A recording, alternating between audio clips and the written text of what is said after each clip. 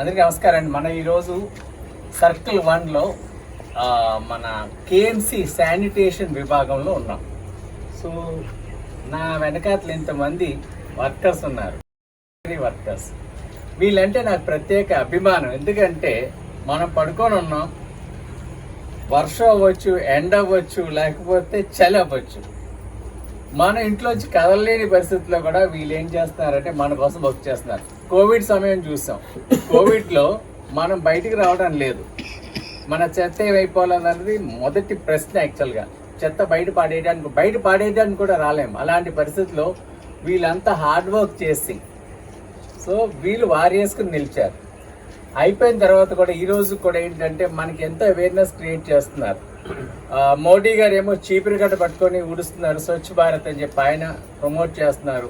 అన్ని స్థాయిలో ప్రతి అధికారి, ప్రతి వ్యక్తి, నేచర్ని ప్రేమించే వాళ్ళు మనందరూ ఏంటంటే చెత్త బయట పాడేయకూడదు. ఒక పెంటకుప్ప అనే పదం ఉండేది, అది మనం మర్చిపోయాం. ఈరోజు యాక్చువల్గా పెంటకుప్ప అనే పదాన్ని మర్చిపోయాం. అదేవిధంగా డస్ట్ ఫ్రీ సిటీగా తయారు చేద్దాం అనేది మంచి కోరిక. చాలా సిటీస్లో డస్ట్ ఫ్రీ. ఇప్పుడు సింగపూర్ వెళ్ళామనుకోండి, సింగపూర్లో డస్ట్బిన్ చాలా తక్కువ ఉంటాయి. ఉన్నది కూడా వాళ్ళేం చెత్త దాంట్లో వేస్తారు. శ్రీలంక వెళ్ళామనుకో, శ్రీలంకలో ఏంటంటే డస్ట్బిన్స్ తక్కువ ఉంటాయి. మనకన్నా చిన్న దేశం. అక్కడ ఇప్పుడు ఒక చాక్లెట్ కానీ ఏదైనా తింటే మనం ఏం చేస్తాం, ఎవరు చూడలేదు అటు ఇటు చూసి పాడేస్తాం. అదే ఆ దేశాల్లో అయితే బ్యాగ్లో వేసుకొని తీసుకెళ్ళి ఇంట్లో డస్ట్బిన్లో పాడేస్తారు. ఏంటి డిఫరెన్స్ అంటే చేసే వాళ్ళు ఉన్నారు కదా అని ఇక్కడ కాన్సెప్ట్. సో ఇప్పుడు ఒక చాక్లెట్ పేపర్ ఉందనుకోండి, మనం టెర్రస్ బెంచో లేకపోతే ఒక అపార్ట్మెంట్ కింద పడేసామనుకోండి, అది అలా ఎగురుతూ ఉంటుంది, రోడ్డు మీద ఉంటుంది. అది కొంతకాలానికి ఒక 10-20 కవర్స్ అవును. మీరేం చేస్తారు, కేఎంసీకి ఫోన్ చేసి మా వీధి తుడవట్లేదని కంప్లైంట్ చేస్తారు. అవునా కదండి? ఆ కంప్లైంట్ ఎందుకు చేయాలి? ఆ డస్ట్బిన్లో మనం పాడేస్తే వీళ్ళు ఉదయం వస్తారు, వీళ్ళకి ఇవ్వచ్చుగా. నా ఒక మిత్రుడు చెప్పాడు సెగ్రిగేట్ చేయాలి వేస్ట్ అని. నేను చెప్పాను మిత్రుడికి.